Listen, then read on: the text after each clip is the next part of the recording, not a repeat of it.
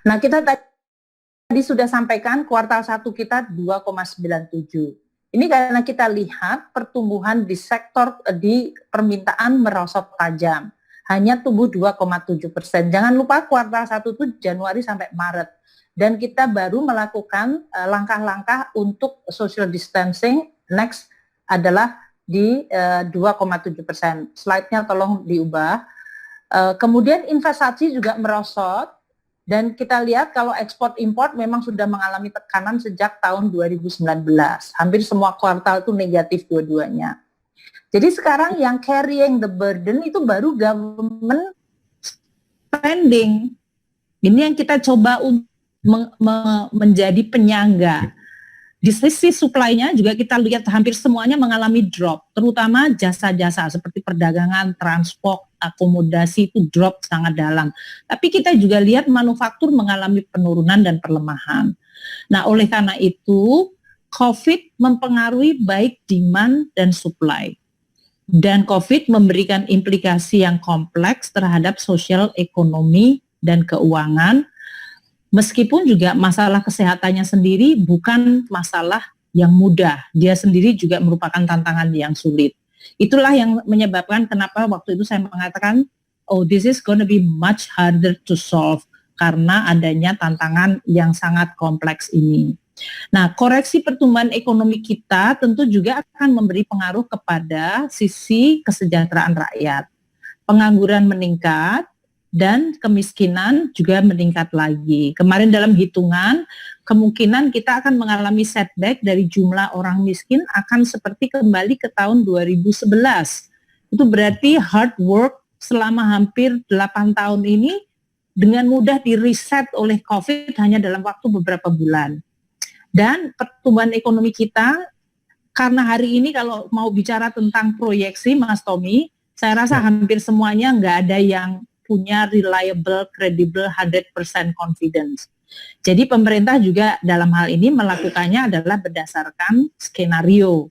Karena kenapa kok tidak ada yang reliable 100% confidence? Karena nobody knows COVID itu akan selesai kapan dan seberapa dalam damage-nya kepada perekonomian. Ini kan semua orang sedang mencoba untuk mengkonten dan merespons. Tapi COVID-nya sendiri nggak ada yang tahu kapan akan selesai. Belajar dari flu Spanyol, itu mereka takes about 18 months. Kalau orang bicara tentang penemuan antivirus, itu biasanya butuh sampai 1,5 tahun juga. Jadi dalam hal ini kita harus menyiapkan di dalam konteks bahwa ketidakpastian itu masih lingering yang harus kita antisipasi. Oleh karena itu pemerintah di dalam respons ini kita menggunakan skenario. Skenario yang berat, kalau ekonomi kita mengalami perlemahan dari 5,3 menjadi 2,3%. Skenario yang lebih berat lagi apabila kita bahkan mengalami kontraksi 0,4. Apa yang menyebabkan dua skenario ini adalah berapa lama untuk mengkonten COVID menyebabkan aktivitas sosial ekonomi harus kemudian juga berhenti. Dan inilah yang kemudian menyebabkan skenario bisa bergerak dari berat menjadi sangat berat. Nah, dengan skenario itu tentu kita melihat ada implikasinya, pengangguran meningkat. Kalau di skenario sangat berat bisa naik ke menambah 5,23 juta orang. Kalau skenario berat di 2,92 juta orang. Nah, semua negara melakukan respons secara extraordinary dari komplikasi COVID ini. Yang paling menonjol, yang paling mudah dilihat, yang paling mudah dibanding-bandingkan antar negara itu adalah fiscal expansion. Karena itu ada angkanya dan orang langsung lihat semuanya per GDP. Jadi di angka ini pun saya menunjukkan negara seperti Australia, Singapura, Amerika, Malaysia itu dia ekspansinya bahkan lebih tinggi. Kemarin saya malah dengar katanya Malaysia bisa naik ekspansinya bisa mendekati 15% dari GDP. Negara lain mungkin seperti Kanada 6%, tergantung dari posisi awal negara tersebut. Jerman yang relatif sehat ekonominya, APBN-nya juga sehat, dan dari sisi ekonominya itu relatively robust, mereka nggak perlu harus ekspansi sangat besar di 4,5. Negara yang mungkin dalam posisi yang sangat vulnerable seperti Singapura, karena dia adalah negara kota dan begitu COVID menyelesaikan seluruh aktivitasnya menjadi berhenti, maka dia butuh ekspansi yang jauh lebih besar. Nah, Indonesia juga dalam hal ini merespons tentu dengan evolusi dari bagaimana COVID ini terjadi. Saya ingin memberikan catatan ya, semua negara itu nggak sekali langsung, oh saya membuat stimulus dan respons seperti ini dan kemudian selesai. Semua negara melakukan kalibrasi dan rekalibrasi terus dari polisinya. Menteri Keuangan Singapura itu kalau tidak salah sampai 3 kali dia harus pergi ke DPR-nya lagi untuk mengatakan APBN-nya berubah hanya dalam kurun waktu antara Januari sampai Maret. APBN-nya terus dia ubah terus karena situasi itu bergerak aja terus. Oh ternyata ini lebih berat dari yang dia bayangkan. Nah, namun ciri khas dari semua apa yang dilakukan oleh semua negara itu adalah selalu satu, mereka attacking dari sisi kesehatannya sendiri, bagaimana menangani bidang kesehatan. Kedua, mereka memberikan social safety net yang lebih panjang, lebih banyak atau meluas. Kemudian mereka juga memberikan tax break kepada para company, perusahaan. Kemudian banyak yang juga melakukan relaksasi dari sisi peraturan perbankan.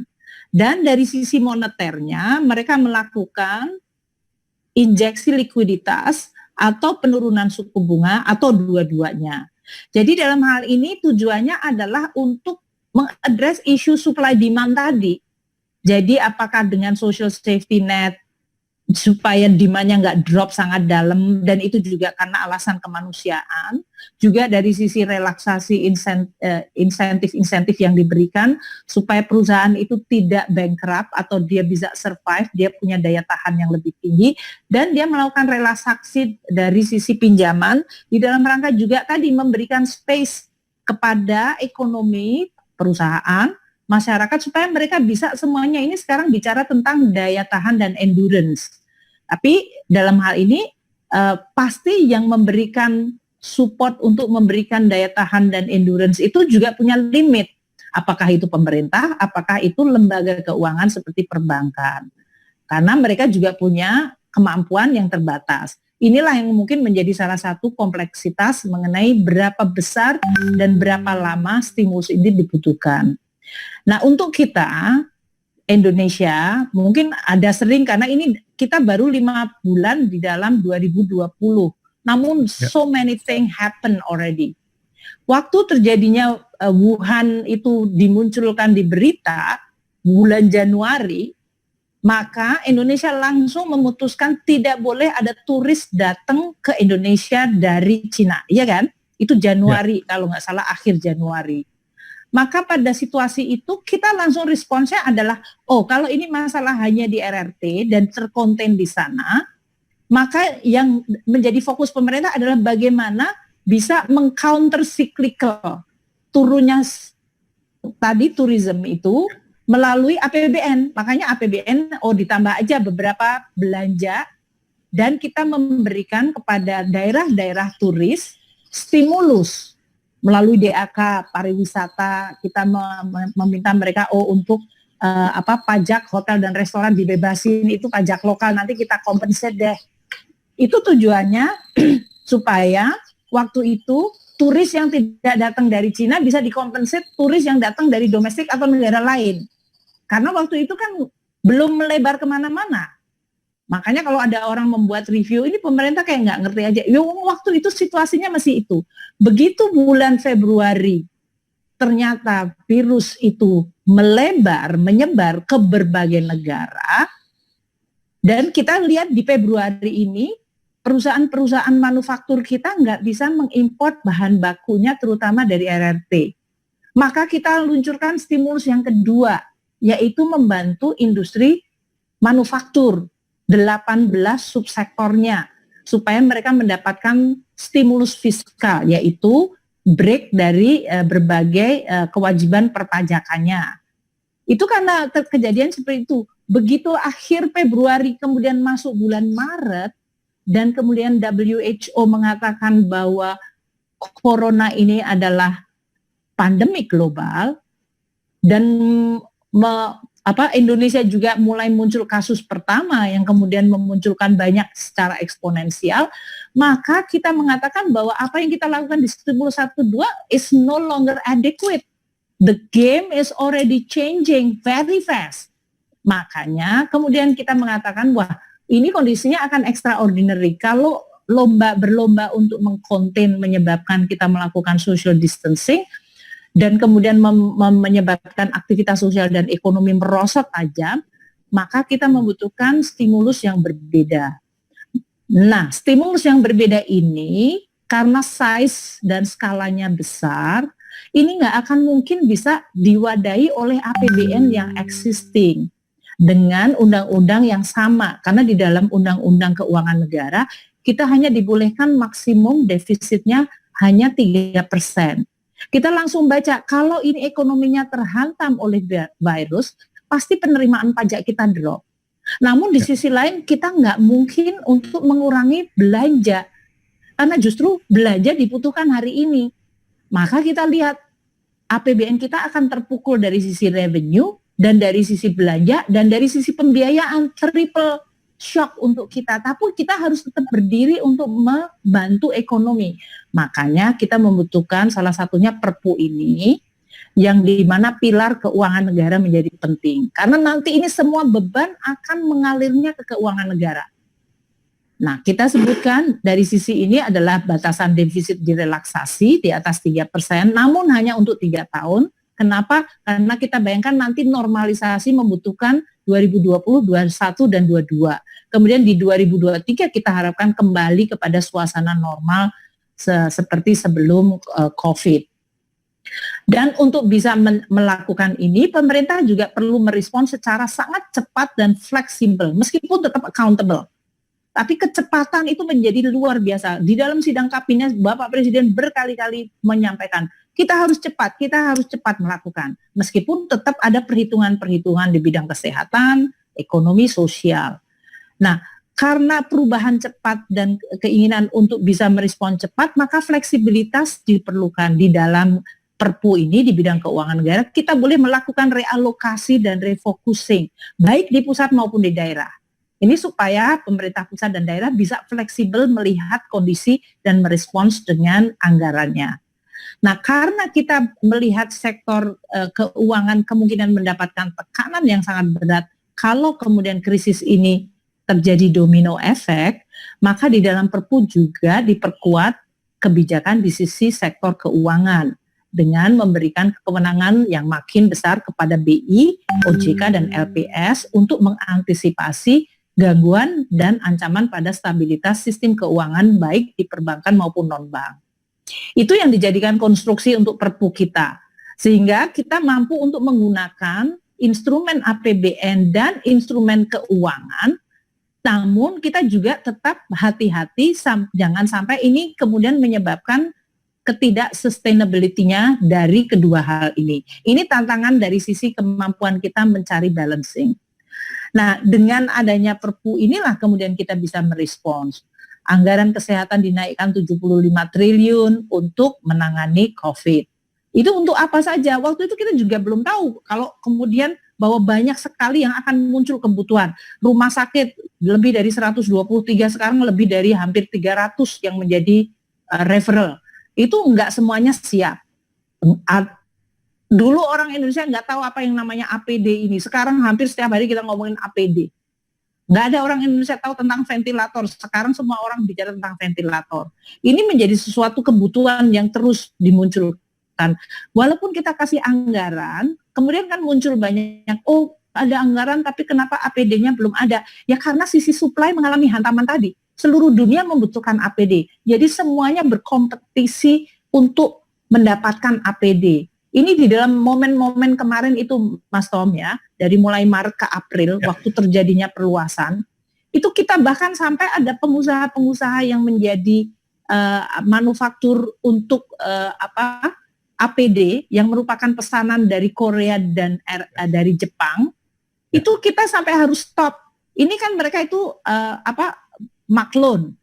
Dikasih bahan untuk ngejahitin dan diambil lagi sama yang mesen itu Korea dan sama Jepang. karena waktu itu Indonesia butuh APD, kita sampai stop. Padahal itu kan menyalahin kontrak ya, tapi apa boleh buat, kita sampaikan nggak mungkin kita melepas APD pada saat Indonesia lagi kebutuhan APD. Akhirnya kita negosiasi, turun tanganlah Ibu Menlu, saya sendiri, Menteri Perdagangan untuk negotiate dengan negara-negara tersebut untuk supaya kita bisa menghasilkan APD. Sekarang udah banyak perusahaan-perusahaan yang ingin membuat APD ini, yang sekarang mau menawarkan ke semua rumah sakit. Tapi paling tidak jangan lupa kita selalu jangan kehilangan konteks. Situasi itu cepat sekali menggulungnya pada hari-hari dan minggu-minggu tertentu. Kemudian kita juga lihat karena kemudian orang tidak bekerja di kantor, maka aktivitas ekonomi dan sosial turun, maka kegiatan ekonomi rakyat juga mengalami tekanan. Maka kita langsung menambah jaring pengaman sosial kita. Kalau tadinya hanya untuk berapa, kita tambahkan 110 termasuk untuk ketahanan pangan. Ini yang kalau tadinya hanya 10 juta yang kena PKH, atau kita tambahkan lagi, kita tambahkan 20 juta untuk sembako. Di atas 20 juta ini masih ada lagi 9 juta dikasih BLT. Di atas itu di desa sekarang dana desa dikonversi menjadi bansos juga. Plus pemerintah masih nambah 20 triliun lagi untuk kartu prakerja. Jadi kalau kita lihat komposisi jumlah masyarakat yang mendapatkan bantuan sosial di halaman selanjutnya, itu sudah mencapai hampir 60% atau 6 desil terbawah itu tercover dengan bansos yang berbagai macam. Muncul lagi masalah, datanya nggak konsisten, datanya dari ini belum updating. Ya nggak apa-apa, tapi yang penting sekarang kita sudah memberikan selimut ini, terus datanya diperbaiki terus. Tapi kita nggak boleh menunggu sampai terjadi krisis. Makanya itu sambil terus perbaiki, termasuk memberikan listrik gas gratis kepada 24 juta rumah tangga yang langganan 450 VA, dan yang untuk 900 VA kita berikan diskon 50%. Ini semuanya adalah ekspansi bantuan sosial atau social safety net, karena jaring pengaman sosial atau bantalan sosial harus diberikan pada saat masyarakat mengalami shock yang luar biasa dalam. Cepat, dalam, dan sangat besar. Itu yang kita lakukan dengan anggaran. Kemudian kita mulai bicara tentang masalah dunia usaha. Dunia usaha, terutama usaha kecil menengah, mereka langsung nggak bisa membayar kreditnya lagi. Kreditnya langsung macet. Maka kita kemudian harus berpikir mengenai bagaimana mendukung mereka dan melakukan pemulihan sekaligus.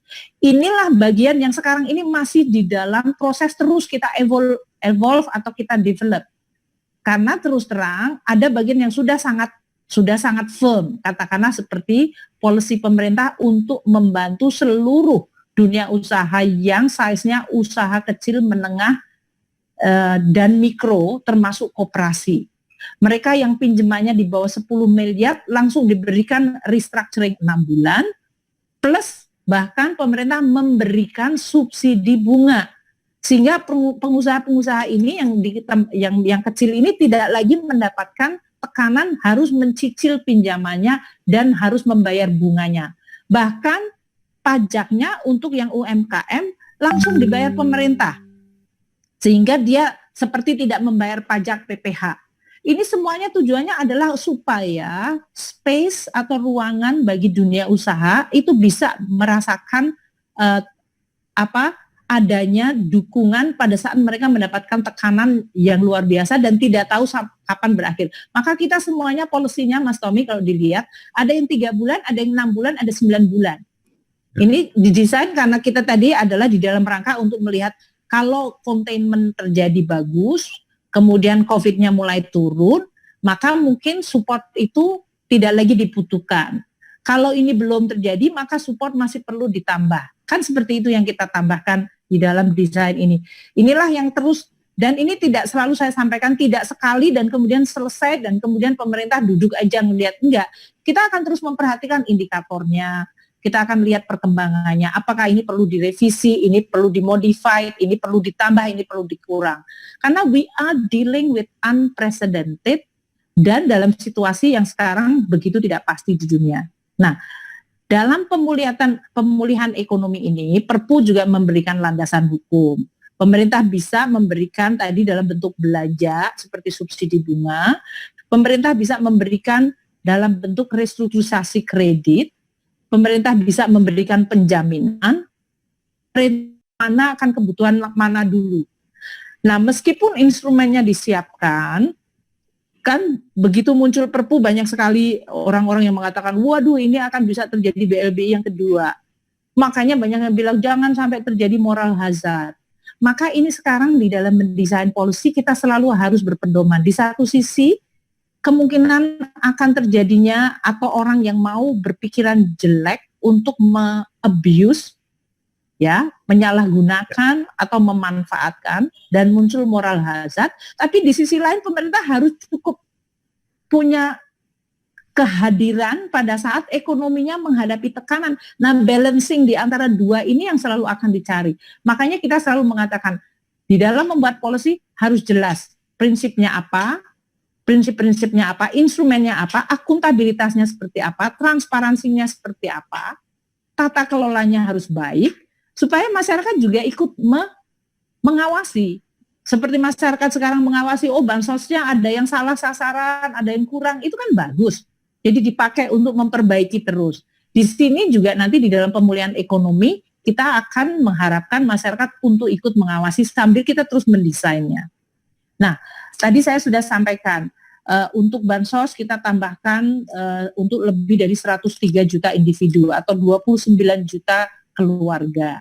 Untuk subsidi bunga itu 60 juta rekening atau mungkin rekening mungkin juga identik dengan perusahaan usaha kecil menengah. Kita berikan subsidi bunga yaitu ada yang 6 bulan penuh 6%, ada yang 3 bulan 6%, 3 bulan 3%, ada yang 3% dan 2%, tergantung dari jumlah pinjamannya.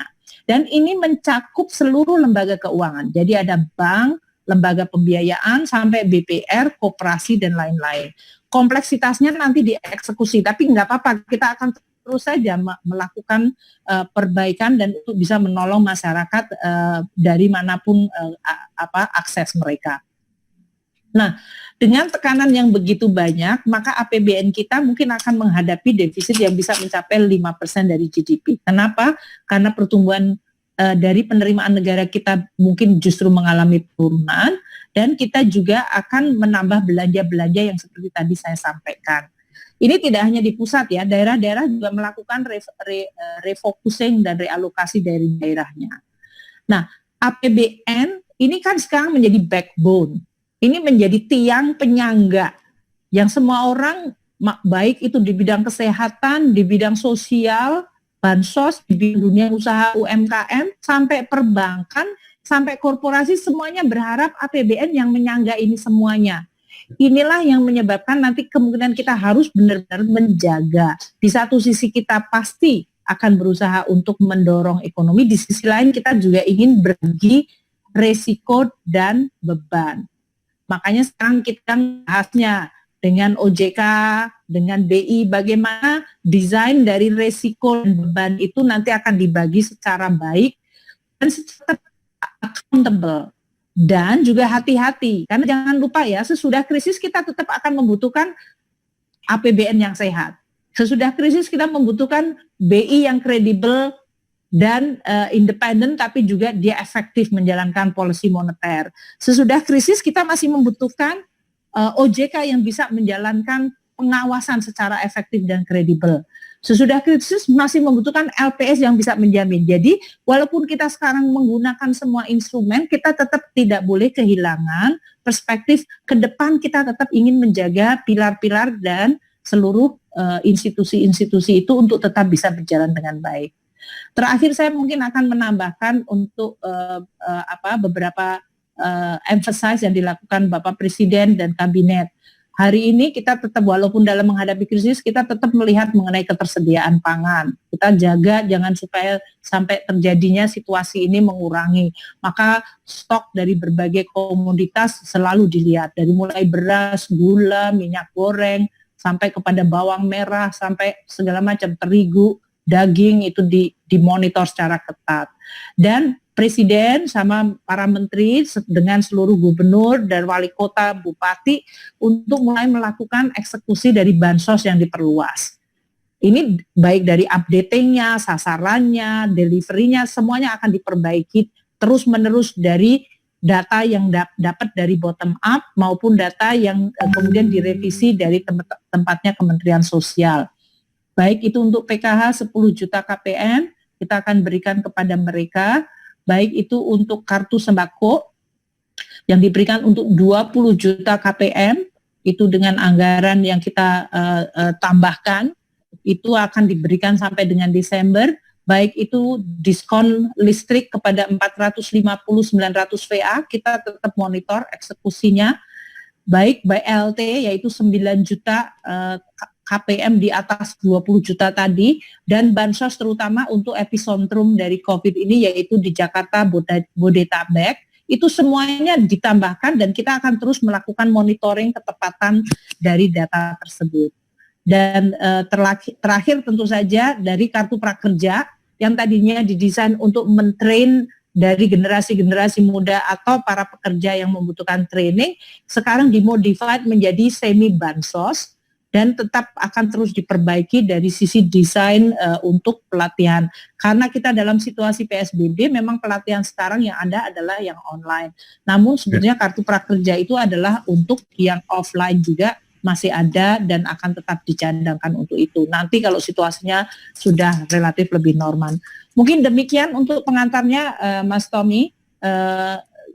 Saya kembalikan kepada Mas Tommy. Terima kasih. Baik, terima kasih Bu Ani. Ini penjelasan yang sangat rinci, gamblang, dan memberikan gambaran yang utuh mengenai apa yang akan kita hadapi bahkan sampai 9 bulan ke depan. Nanti akan banyak pertanyaan dalam 30 menit terakhir ini. Sebelum kita melanjutkan dengan diskusi, saya ingin beri kesempatan kepada Ibu Ani untuk istirahat 1 menit terlebih dahulu.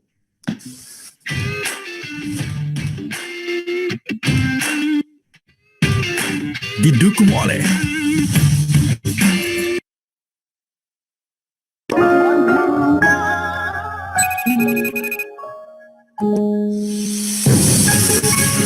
Ramadan ini aku jadi sadar, kemurnian Ramadan bisa tetap terjaga dimanapun kita berada. setiap tahun belasan juta orang mudik. Dan sekarang, belasan juta orang ini berpotensi menyebarkan virus corona ke kampung halamannya. Kontak fisik pasti akan terjadi. Penyebaran virus tak bisa dihindari. Potensi tertular menjadi sangat besar, terutama bagi orang tua. Masih berani membahayakan nyawa mereka yang kamu cintai? Jangan mudik dulu tahun ini. Hello, this is IDN.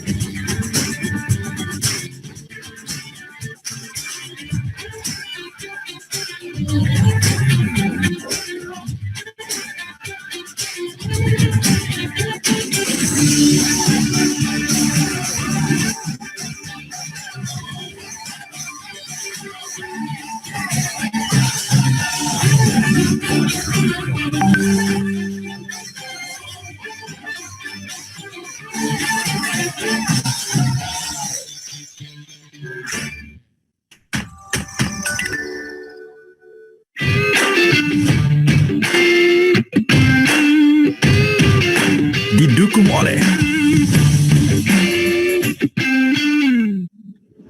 Terima kasih, masih di Indonesia Moving Forward bersama Menteri Keuangan Sri Mulyani Indrawati.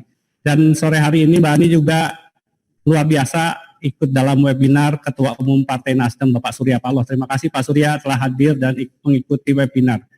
Mbak Ani, ada satu pertanyaan saya Mbak Ani.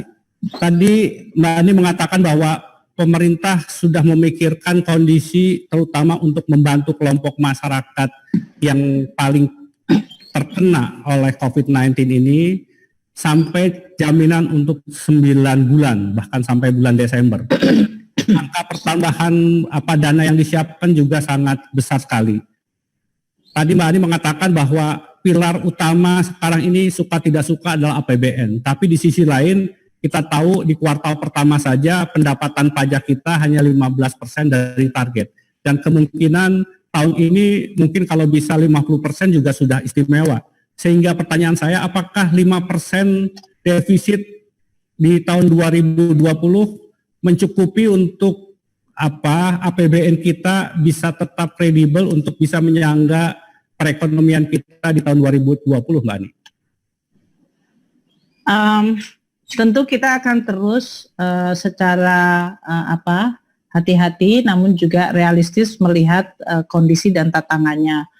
Kalau seperti tadi saya sampaikan, penerimaan negara memang mengalami tekanan. Sampai dengan bulan Maret sebetulnya penerimaan negara kita masih relatif oke. Meskipun untuk pajak mengalami sedikit pelemahan, namun PPN masih cukup bagus. Namun kita memproyeksikan bahwa pada bulan April, Mei ini dengan kondisi yang menurun, memang mungkin akan terlihat di dalam beberapa indikator terutama untuk PPN kita. Nah, dari sisi size untuk belanjanya yang meningkat, kita juga akan tetap terus melihat, pertama dari APBN yang ada, kita melakukan prioritasnya yang diubah seperti instruksi Bapak Presiden. Jadi dari APBN yang sekarang ini belanja-belanja untuk perjalanan dinas, untuk seminar, untuk belanja-belanja barang yang tidak prioritas, itu sudah kita potong dan sekarang dipakai untuk semuanya, sebagian besar untuk bansos, untuk belanja kesehatan, dan untuk membantu dunia usaha. Itu semuanya yang dilakukan saat ini menggunakan existing. Namun kita tetap menambah lagi. Jadi mungkin size-nya memang dalam hal ini banyak yang hanya melihat, cuman tambahnya sedikit gitu. Tapi mereka mungkin lupa melihat bahwa kita melakukan realokasi internal maupun dalam APBD juga. Nah, dengan belanja yang meningkat dan penerimaan kita mengalami tekanan, memang defisit akan mengalami peningkatan. Sekarang ini estimasi kita ada di 5,07%. Itu kalau skenarionya adalah skenario yang berat tadi. Kalau skenarionya sangat berat, kan kemudian kita bisa akan melihat apakah penerimaan akan lebih rendah lagi atau tambahan belanja. Karena sekarang ini kita sudah mulai bicara tentang beberapa hal. Seperti tadi sampaikan Bapak Presiden minta supaya kita menyiapkan untuk masalah pangan. Untuk ada beberapa pembukaan lahan baru di dalam rangka menjaga ketahanan pangan Indonesia. Itu anggarannya harus kita tambahkan. Karena itu kan bagus. Untuk ekonomi bagus, juga untuk pemulihan ekonomi bagus. Kemudian kalau kita lihat nanti ada beberapa permintaan, kalau sekarang ini beberapa negara bahkan sudah mulai kampanye tentang pariwisata. Seperti Singapura sama Dubai itu udah mulai kampanye, nanti kalau Mas Tom ada di sana pasti mereka habis-habisan. Karena mereka mengundang orang untuk datang lagi, dan itu adalah untuk menghidupkan denyut ekonominya. Nah, Indonesia nggak boleh ketinggalan juga, karena sektor pariwisata kan kemarin termasuk yang create job, memberikan juga devisa yang cukup bagus, dan oleh karena itu perlu untuk kita dorong. Nah, strateginya tergantung dari Menteri Pariwisatanya sendiri. Nanti akan seperti apa, target grupnya seperti apa, namun kita harus menambah. Jadi hal-hal semacam itulah yang sekarang ini sedang kita terus melakukan monitoring dan juga pengkajian dengan lembaga-lembaga kementerian terkait. Kemudian kita akan lihat apa yang bisa dilakukan pada tahun 2020. Nah, di sisi lain, dunia usaha kan ini sekarang sedang dalam posisi, kalau dunia usaha yang booming, ada dunia usaha yang booming ya dalam COVID ini ya, jangan lupa, karena mereka yang menghasilkan alat-alat itu kesehatan, dan some of makanan juga mungkin nambah, beberapa mungkin di sini juga di daerah Jakarta ini walaupun tutup, tapi mereka melalui GoFood, melalui GrabFood itu tetap aja. Jadi mungkin mereka nggak terlalu turun, tapi ada yang betul-betul terpukul sekali. Nah, ini yang harus kita lihat terus situasinya, bentuk seperti insentif seperti apa. Waktu dunia usaha minta semuanya mendapatkan insentif pajak, kita berikan. Yang tadinya hanya untuk manufaktur tadi 18 sektor, kita sekarang berikan untuk 18 sektor lebih dari 749 kegiatan usaha. Itu sekarang sudah mendapatkan tadi PPh pasal 21-nya ditanggung, PPN-nya dipercepat, korporasi pajak PPh pasal 25-nya mendapatkan diskon, hal-hal seperti itu dibutuhkan oleh mereka. Jadi kita mencoba memberikan support dari sisi perpajakannya. Kemudian kalau dari sisi pinjamannya, mereka dengan bank melakukan restructuring. Kalau dia di bawah 10 miliar, dibantu pemerintah melalui tadi subsidi bunga. Mungkin hal-hal seperti itu, Mas Tom. Baik, Mbak Ani, saya akan mengundang para peserta untuk mengirimkan pertanyaan. Tolong tuliskan nama, perusahaan, dan pertanyaannya. Sambil saya menunggu pertanyaan dari para peserta, kita istirahat lagi 1 menit.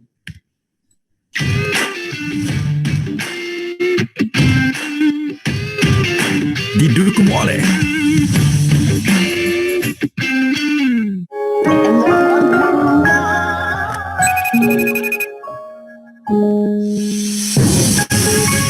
Ramadan ini aku jadi sadar, kemurnian Ramadan bisa tetap terjaga dimanapun kita berada.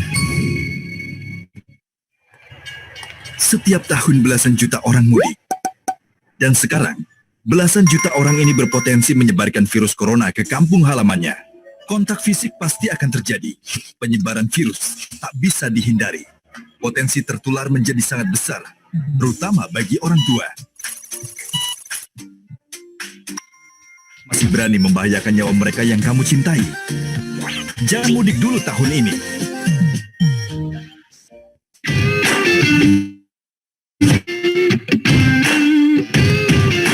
Didukung oleh Terima kasih, masih di Indonesia Moving Forward bersama Menteri Keuangan Sri Mulyani Indrawati. Pertama, saya ingin beri kesempatan kepada Pak Billy Hartono Salim, CEO dan Founders dari PT Victoria Care Indonesia, untuk menyampaikan pertanyaan kepada Ibu Sri Mulyani. Mohon 1 pertanyaan saja karena banyak sekali ingin juga menyampaikan pertanyaan kepada Menteri. Silakan Pak Billy. Ya, selamat sore Bu Menteri. Saya adalah pengusaha yang di bidang industri perawatan tubuh dan juga di industri pariwisata juga yang kebetulan ada di Bali. Kebetulan untuk yang di perawatan tubuh saya nggak ada masalah, nggak ada problem. So far seperti kita ngomong juga bicara bahwa ada yang diuntungkan dan ada yang sangat terpukul. Kebetulan saya menyuarakan dari teman-teman kita yang ada di Bali, Bu. Sebenarnya industri kami yang ada di Bali, industri pariwisata, di mana saya bergerak di bidang tempat wisata edukasi di Bali, sangat terpukul sejak dari Februari dengan ditutupnya penerbangan tadi yang dari China dan dari berbagai negara. Dan problem kami adalah di cash flow untuk memenuhi pemenuhan dari PPh pasal 25 yang dimana kita harus angsur. Sebenarnya dari kami sudah mengapresiasi apa yang sudah diberikan oleh Ibu Sri Mulyani dengan stimulus di sisi perpajakan.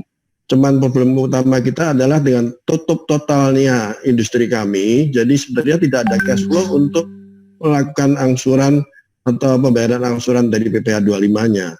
Dengan diskon yang sejumlah 30% itu bagi kami sebenarnya masih agak berat. Mohon kalau Ibu berkenan dipertimbangkan kembali di industri yang terkait yang paling terdampak di industri pariwisata. Baik, terima kasih Pak Billy. Bu Ani, jadi memang banyak perusahaan mengeluhkan bahwa persoalan terberat pada mereka itu di satu sisi mengapresiasi mengenai pengurangan pajak, tetapi yang dihadapi itu adalah soal arus kas. Bagaimana, Bu Ani?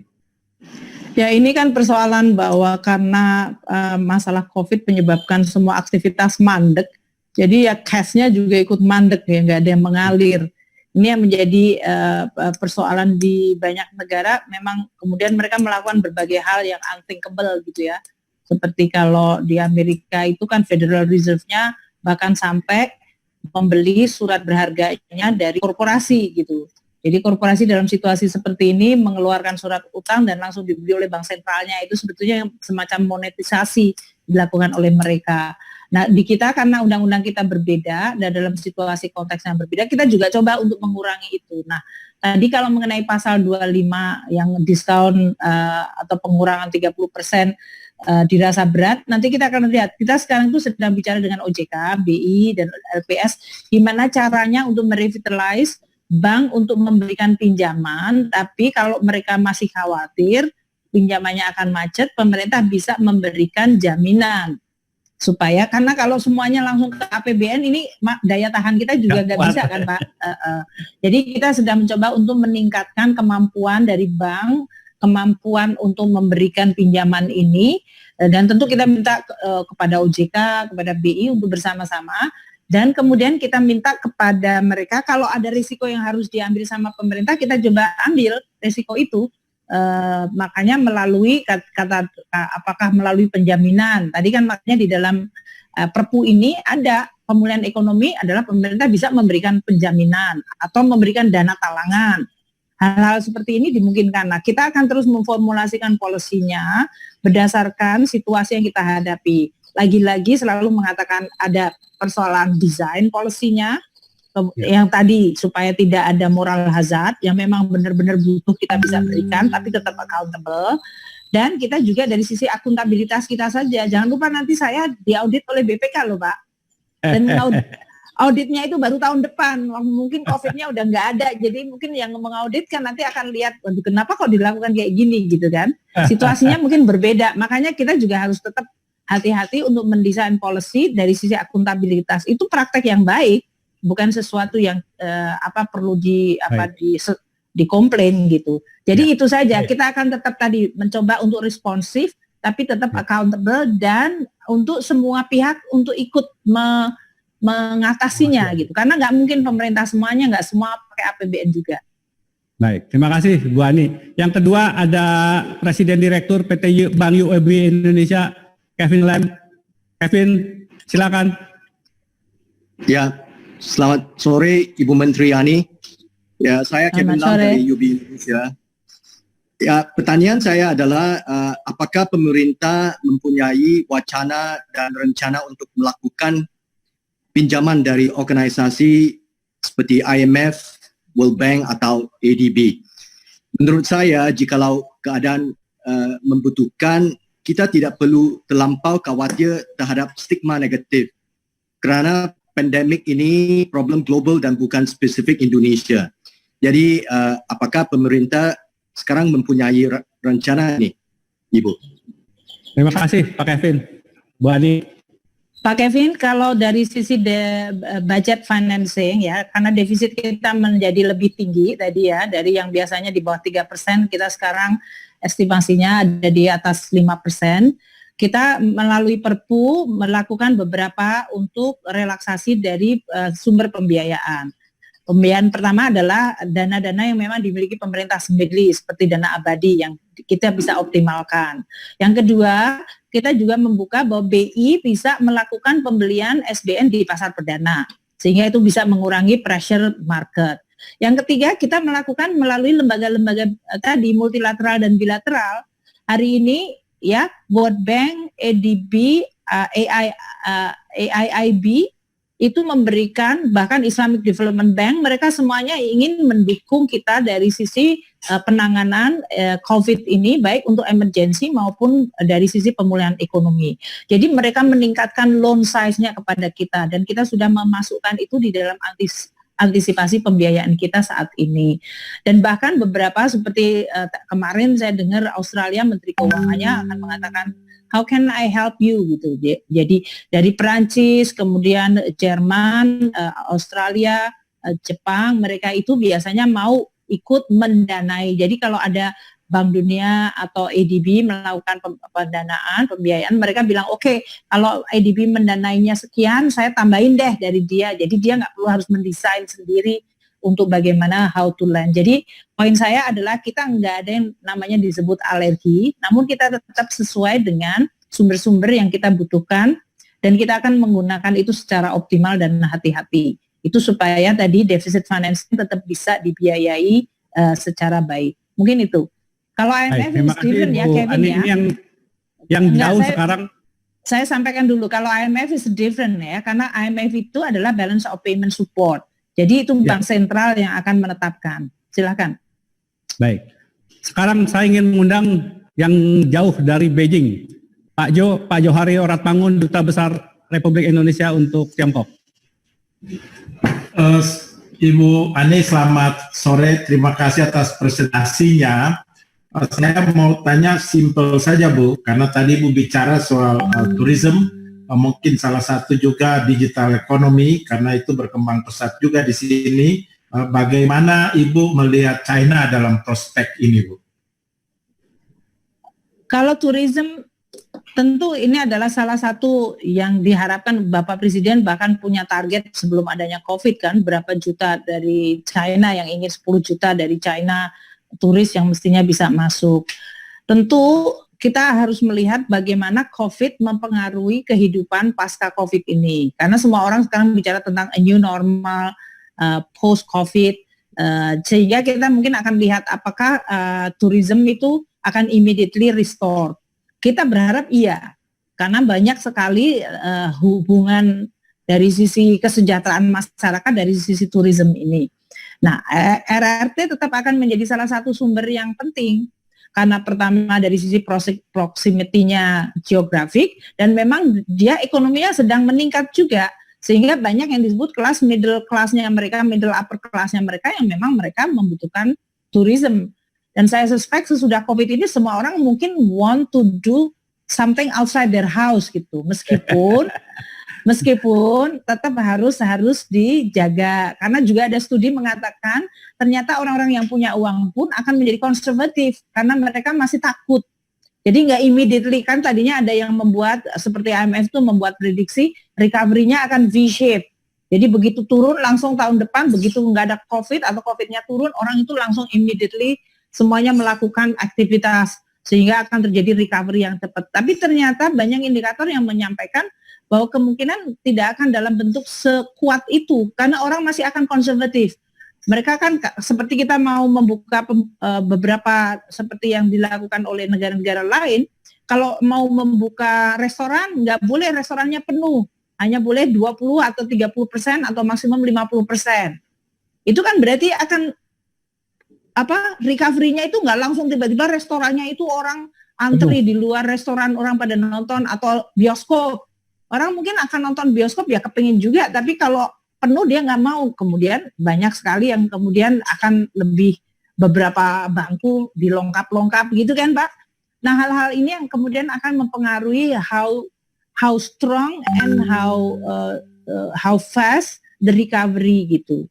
Tapi tourism itu masih akan penting dan kita berharap ini kan semua negara juga berharap ini akan di-restore.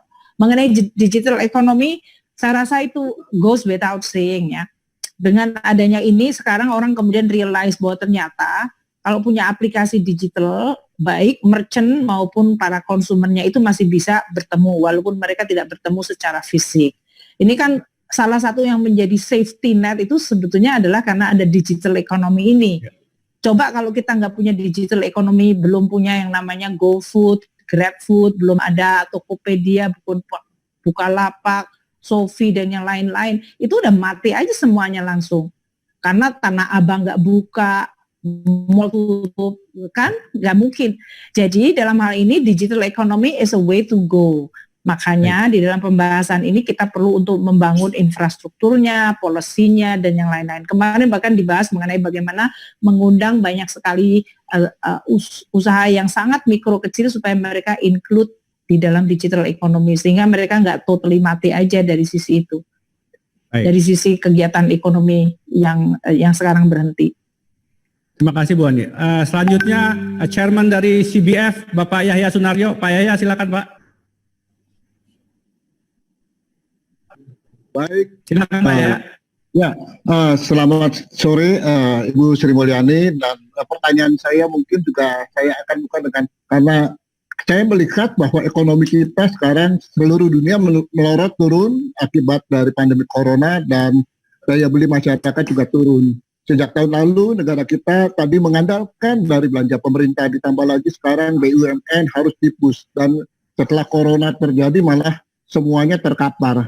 Nah, pertanyaan saya simpel Bu, sebenarnya kita juga sedang membutuhkan supaya foreign direct investment, investor-investor itu masuk yang sudah mulai digiring sejak tahun lalu, dan kita mengharapkan itu adalah FDI bukan portfolio investment.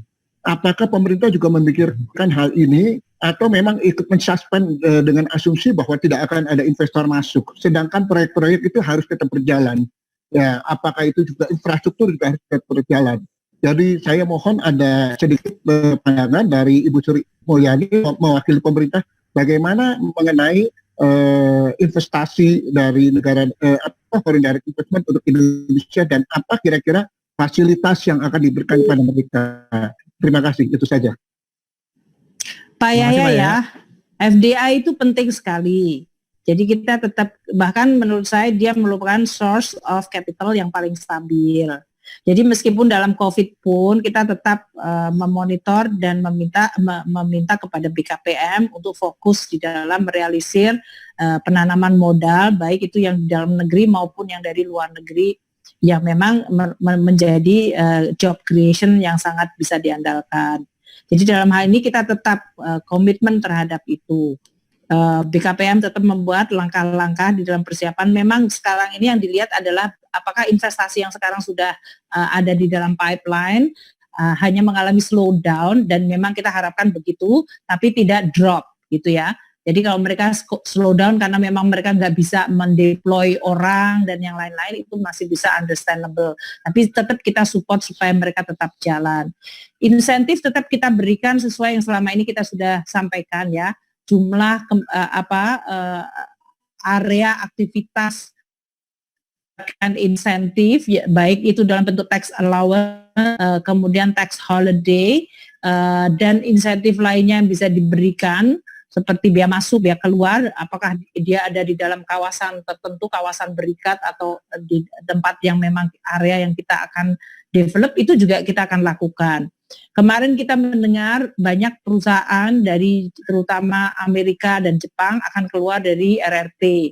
Makanya sekarang ini kita mencoba untuk melihat itu posturnya apa saja dan apakah kita bisa menjemput bola mereka.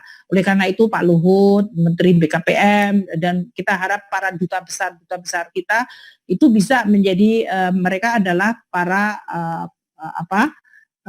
pejabat yang bisa kemudian mengantisipasi ini dan kemudian menginformasikan mereka butuh apa, di mana untuk bisa invest di Indonesia. Jadi saya ingin tekankan Pak Yaya bahwa selama ini pun polisi pemerintah juga tidak against FDI dan tidak hanya menggunakan APBN dan BUMN. Dan saya ingin tegaskan APBN BUMN juga nggak kolaps. Kalaupun ada BUMN yang sakit-sakit, yaitu, tapi tidak, kita masih punya BUMN yang profitable. APBN kita juga kita masih tetap jaga. Jadi mungkin kata-kata tadi mungkin harus hati-hati, karena kalau saya diamkan mungkin ada orang yang punya impresi kayaknya seluruh di Republik Indonesia itu udah jebol dan kolaps, enggak juga gitu. Gitu Pak. Sekarang dari yang mengirimkan chat, saya ingin mengundang Pak Idris Marsudi dari Ecolab untuk menyampaikan pertanyaannya. Silakan Pak Idris. Ya, selamat sore Ibu Sri Mulyani. Suara saya kedengaran? Oh, sorry. Ya, kelihatan. Silakan. Iya, saya ada pertanyaan dengan rencana pemulihan ekonomi di mana pembukaan kegiatan ekonomi di bulan Juni yang saya mengerti terbagi dalam beberapa fase. Kemudian mengingat sebenarnya pandemik ini di Indonesia belum terlihat membaik, apa yang sebetulnya dipertimbangkan pemerintah dengan rencana ini, Bu? Apakah menjadi terpaksa membiarkan resiko virus ini menyebar lebih banyak namun membantu bergeraknya perekonomian Indonesia, atau saya ingin mengerti itu, Bu. Yang kedua adalah banyak orang yang bilang budget Indonesia stimulus dalam penanganan COVID ini terlalu pelit dibanding negara lain dalam hal persentase yang tadi Ibu sempat tunjukkan terhadap PDB. Bagaimana tanggapan Ibu dan berapa target atau maksimum yang bisa ditangani oleh Indonesia saat ini? Dan yang ketiga kalau boleh. Oh ya, okay.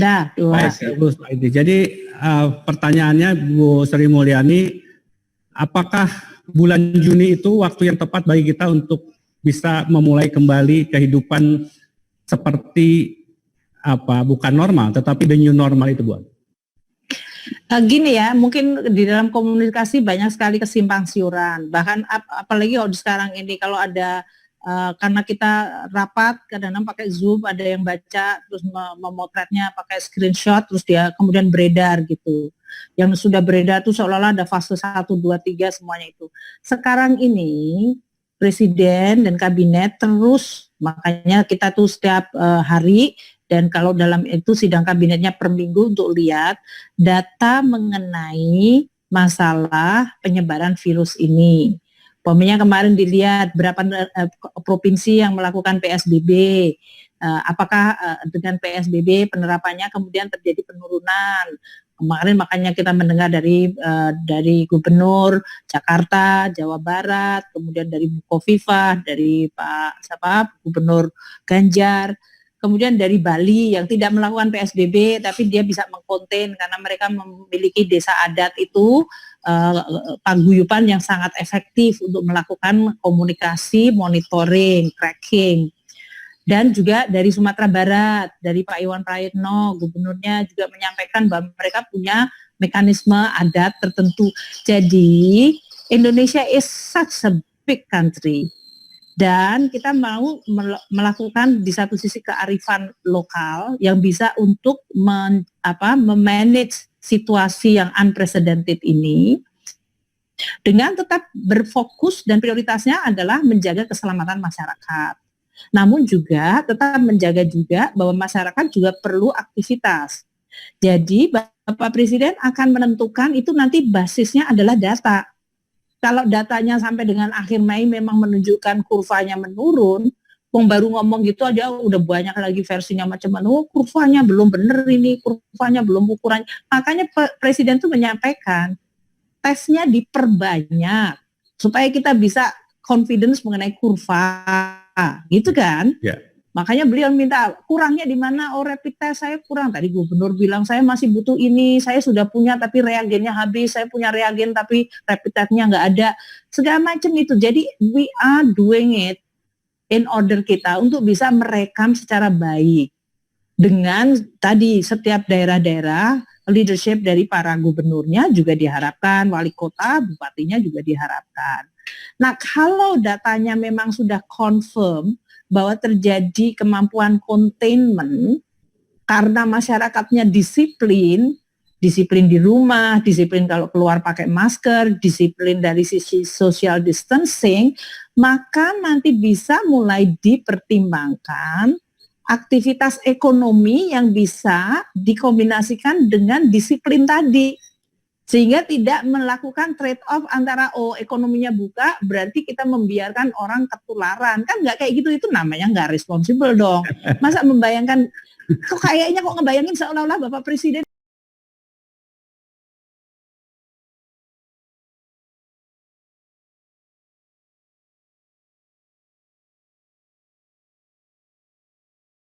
perbanyak. Kemudian semua harus menjalankan social distancing, PSBB secara disiplin. Nanti kita lihat kurvanya. Kalau kurvanya turun itu berarti kita semuanya sudah berhasil sehingga economic activity mulai bisa di-restore in a new normal. New normalnya itu tadi. Makanya kan dibilang sekolah nggak mungkin semuanya masuk. Mungkin saya nggak tahu apakah itu kemudian harus kelasnya diganti-ganti atau separuh-separuh. I don't know, tapi we have to prepare. That's why Presiden sekarang tuh minta menteri-menteri udah mulai mikirin what is gonna be the new normal like. Gitu. Terus orang langsung membuat komentar yang segala macam yang aduh ampun-ampunan deh. Jadi artinya we are thinking ahead, tapi it doesn't mean bahwa kemudian melakukan hal-hal itu secara ngawur gitu loh. Karena kan kita kan responsible terhadap rakyat gitu ya. Masyarakat semua harus dijaga kepentingannya. Mungkin itu. Tadi mengenai budget kita yang pelit. Saya terima kasih dibilang pelit karena berarti saya hati-hati gitu ya. Tapi saya kalau kita dengan sedikit tapi bisa membuat ekonomi kita tetap positif kan bagus daripada jor-joran terus ekonominya tetap blesek kan kayak gitu. Jadi poin saya adalah begini, saya rasa bukan masalah size-nya, tapi masalah how accurate are you going to influence the economy. Jadi kalau Anda menghambur-hamburkan resource yang nanti menimbulkan utang yang besar, sekarang aja saya udah dimarah-marahin katanya kan, kalau masalah utang itu Jadi kita sekarang hati-hati asal kita tahu what is exactly the target group yang kita try to help, to support. Dan kita juga tidak berarti kalau support itu totally semuanya harus government yang carry the burden. Kita akan lihat lagi apakah ada pihak lain yang bisa ikut membantu, kan kayak gitu. Jangan lupa juga supaya jangan terjadi moral hazard tadi, supaya masyarakat sendiri atau dunia usaha sendiri juga berusaha untuk bangkit lagi. Nah, kombinasi inilah yang kemudian harus kita terus lakukan. Poinnya adalah APBN ada di sini untuk stand ready to support. Tapi kita akan tetap lakukan secara proporsional, secara terukur, sehingga setiap rupiah yang kita keluarkan itu benar-benar memang membantu masyarakat. Seperti bansos, seperti kesehatan, seperti masalah dunia usaha. Itu yang kita akan lakukan dengan sepenuh kalkulasi supaya kita tetap efektif. Mungkin itu Mas Tommy. Baik. Saya mohon maaf tidak bisa mengakomodir semua pertanyaan karena keterbatasan waktu. Saya hanya terakhir ingin meminta Ibu Sri Mulyani kira-kira apa yang masukan atau pesan kepada teman-teman dunia usaha, apa yang perlu mereka lakukan untuk tetap membangun optimisme terutama pada masa pandemi dan setelah pandemi COVID-19 ini. Negara kita itu kan mempunyai yang disebut social asset yang luar biasa, yaitu suatu ikatan kegotong royongan. Believe it or not, kelihatannya suaranya klise, tapi itu menjadi sangat real gitu. We are going to miss that when we are really don't have it gitu ya. Jadi bahwa di Republik ini kata gotong royong itu ada, itu adalah menunjukkan bahwa this Republic dari sisi social structure-nya memang memiliki kemampuan untuk punya kepedulian satu sama lain. Karena COVID itu tidak memandang bulu, tidak memandang kelas, tidak memandang ras, tidak memandang agama, maka kita semua tahu bahwa untuk bisa mengatasi masalah COVID ini, social asset kita itu, social capital kita itu harus justru menjadi yang truly kita gunakan. Kita gunakan dalam arti bergotong royong. Kalau pada masalah sosial, ya kalau ada tetangga kita, ada saudara kita, ada kenalan kita atau siapa saja, Anda akan melakukan kalau sekarang ini menjelang Lebaran zakatnya ditambah. Kalau Anda mau melakukan untuk hibah kepada siapa saja silahkan. Tapi ini adalah tempat yang sangat baik, waktu yang sangat baik untuk Anda yang masih punya kelebihan untuk melakukan derma. Kemudian kalau kita bilang gotong royong dari sisi ekonomi apa? Yaitu tadi, kita akan coba menggunakan seluruh instrumen untuk bertahan dan resilient. Sekarang ini sama seperti kita lagi ditekan, kita pengen punya endurance dan resilience, daya tahan dan daya untuk bertahan, survive itu untuk bisa sepanjang mungkin. Sambil kita terus melihat opportunity untuk bisa menstimulate, melakukan revival dan pemulihan itu. Dan itu kita lakukan secara cukup detail, sektornya di mana, daerahnya mana. Makanya tadi saya sebutkan kearifan lokal, leadership di lokal itu penting sekali. Tapi saya dari sebagai Menteri Keuangan mencoba menyiapkan banyak sekali instrumen. Tadi saya sebutkan, instrumennya bisa belanja pun itu masih bisa belanja melalui KL, belanja langsung kepada daerah, belanja langsung hibah ke masyarakat seperti bansos, itu kita bermacam-macam belanjanya. Kita masih punya dari sisi penjaminan, kita masih punya dari sisi perpajakan. Jadi kita akan menyiapkan instrumen kita dan nanti kita akan pilih untuk yang seperti ini, mungkin instrumen ini yang paling pas. Ini tetap bagus, efektif dan tetap accountable. Itulah yang kita sekarang coba lakukan. Poin saya, Anda semuanya bisa berpartisipasi di dalam situasi ini. Paling tidak, partisipasi satu adalah jangan menjadi orang yang bitter dan sinis gitu. Karena mungkin Anda akan menjadi korban COVID pertama. Kalau Anda bitter, sinis, itu Anda menjadi prone terhadap kena COVID. Jadilah orang yang positif, karena itu akan menambah daya tahan tubuh Anda dan daya tahan ekonomi kita. Nah, kemudian transmisikan positivism itu di dalam semua aja. Di dalam Anda bermedia sosial, di dalam Anda bicara dengan saudara, dengan suami, istri, dengan anak, dengan menantu, dengan tetangga, walaupun pakai Zoom, tapi kan Anda bisa nunjukin ini muka orang isinya itu belatung atau dia mukanya itu isinya baik. gitu. Nah, saya ingin kita tutup melakukan seperti itu. Dan kita semua berikhtiar, saling semuanya menjaga. Pemerintah menjaga masyarakat, dunia usaha menjaga pemerintah, masyarakat menjaga. Karena inilah yang sekarang ini sedang diuji adalah umat manusia. It is all about ujian kepada umat manusia. Dan karena saya adalah manusia beragama, saya beragama Islam, saya sangat yakin karena di dalam kitab suci saya mengatakan kalau ada kesulitan itu pasti ada kemudahan. Makanya kami punya attitude yang positif. Saya yakin di agama lain juga pasti punya hal seperti itu. Itu menurut saya kita lakukan. Jadi kita ikhtiar terus, positif dan berdoa. Karena menurut saya ini adalah memang ujian kepada seluruh umat manusia di dunia. Saya berakhir dengan mengatakan bahwa bangsa yang lulus dari ujian ini adalah menggambarkan quality dari peri kemanusiaan mereka. Apakah mereka memiliki rasa peri kemanusiaan adil dan beradab, dan juga dari kesiapan policy dan pemerintahnya yang didukung oleh masyarakatnya secara baik. Mungkin itu yang bisa saya sampaikan. Terima kasih, Baik. Mas Tommy. Baik, saya ingin sekarang mengajak semua peserta untuk meng-on-kan suaranya. Tolong di unmute. Mari kita sama-sama memberikan aplaus kepada Ibu Sri Mulyani. Semoga beliau bisa diberikan kekuatan dan bisa melewati masa-masa yang sulit ini.